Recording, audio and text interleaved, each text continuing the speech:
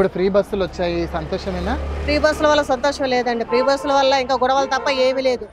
Free బస్సుల వల్ల ఏంటంటే ఇంకా లేడీస్కి గౌరవం పోయిందండి. ఫ్రీ బస్సులో డ్రైవర్లు కానివ్వండి, కండక్టర్లు కానివ్వండి, బస్సు స్టాపులలో ఆపట్లేదు సరిగ్గా. ఏమని అడిగితే ఫ్రీ బస్సులే కదమ్మా మీకు ఎక్కువైపోయింది అలగలగా మాట్లాడుతున్నారు. మగవాళ్ళు ఎక్కుతున్నారు, మగవాళ్ళు ఎక్కినప్పుడు మీకు ఫ్రీ బస్సే కదా మీకు కూర్చోలని ఏముందని వాళ్ళు మాట్లాడుతున్నారు. ఫ్రీ బస్సు వల్ల ఎవరికి ఏమీ లాభం లేదండి. అంటే ఇప్పుడు ప్రస్తుతానికి కాంగ్రెస్ ప్రభుత్వం కూడా మంచి చేస్తుందని అంటున్నారు. ఇప్పటికైతే ఏం మంచి జరిగిందండి? ఆయన వచ్చిన నాళ్ళయింది, ఏం చేశాడు చెప్పండి? ఫ్రీ బస్సే కనబడుతుంది తప్ప ఇంకేం కనబడలేదండి.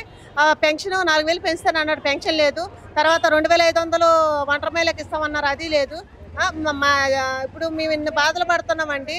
మేము చిరు వ్యాపారాలు చేసుకొని బతుకుతున్నాము. మాకు లోను అంటూ కూడా ఏం లేదండి.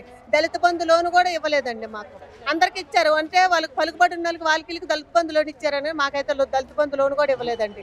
మేమేం ఫుట్పాత్ మీద అమ్ముకుంటున్నాం సార్. ఇప్పుడు ప్రస్తుతానికి కాంగ్రెస్ ప్రభుత్వం, అంతకు ముందు బీఆర్ఎస్ ప్రభుత్వం ఉండే, అదేమైనా బాగానే అనిపించిందా లేదంటే అది కూడా ఇలాగే? ఇప్పుడు బీఆర్ఎస్ పార్టీకి అంటే అప్పుడు గోపీనాథ్ అన్న ఉండేవాడు. ఏదైనా మాకు సమస్య వచ్చిందంటే వెళ్ళే వాళ్ళమే, అన్న నాకు ఈ సమస్య వచ్చిందంటే, ఎందుకంటే అందుబాటులో ఉండేవారు. ఇప్పుడు ఈ కాంగ్రెస్ వాళ్ళు ఎక్కడ ఉంటున్నారో మాకు తెలియదు, ఎవరు గెలుస్తున్నారో తెలియదు, ఎవరు ఉంటున్నారో తెలియదు. ఎవరికెళ్ళి మేము అడుగుతామండి. అప్పుడు గోపీనాథ్ అన్న ఉండేవాడు. అన్న ఆయన ఇల్లు తెలుసు కాబట్టి, ఆయన ఆఫీస్ తెలుసు కాబట్టి, ఏదైనా చిన్న బాధ వస్తుందని అన్న మాకు ఈ బాధ వచ్చిందని అంటే వెళ్ళేవాళ్ళం. బతుకమ్మకి చీరలు ఇచ్చేవాడు, ఏదైనా గిఫ్ట్లు ఇచ్చేవారు, లేడీస్కి ఏదైనా గేమ్స్ పెట్టేవారు. బీఎస్ఆర్ పార్టీలు ఉన్నప్పుడు ఇల్లులు వచ్చినాయి.